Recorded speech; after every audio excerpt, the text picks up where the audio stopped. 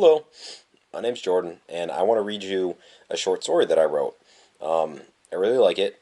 I posted it on Facebook, so I'm going to read it on my phone, just because it makes it easy. Blackness, the inability to fully fall asleep.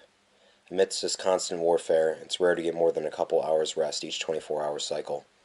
Augustine Sokolov, also known as the Argentine pilot, is the pivotal soldier in his unit, the White Tigers. The Tigers have been engaged in a bitter 3-month campaign in the Colorado Rockies against Richard Flagg and his cultic forces. Though most rebel forces lack air support, the White Tigers are blessed to have a versatile pilot in Sokolov.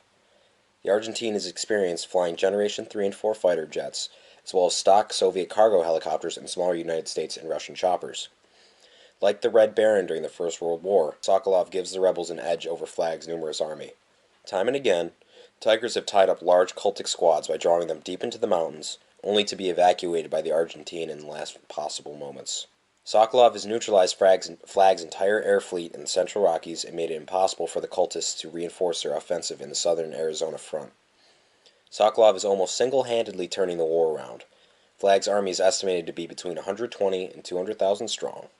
They control much of the land east of the Mississippi, but their forces are wearing thin in attempting to clear the rebels from the west coast. Flagg's men don't find success in the southern Arizona campaign. Morale may drop in the north.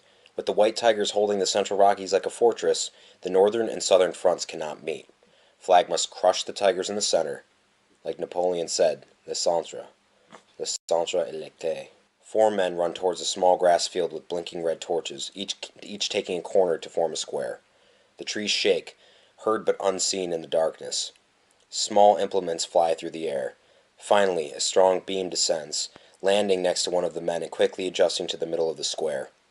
The men back into positions to give the descending chopper more room.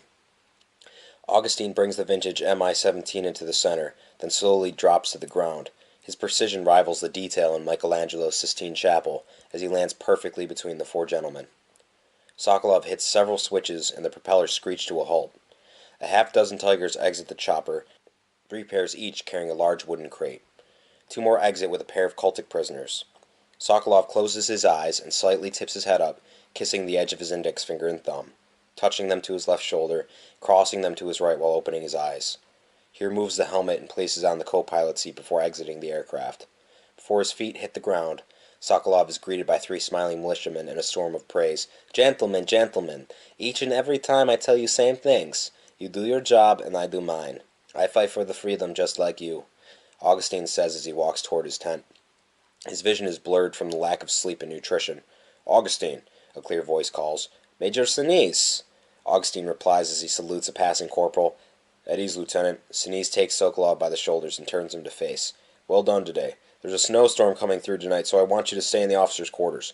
"That's an order." "I don't want you getting up until you feel rested either." "Fall out, Augustine."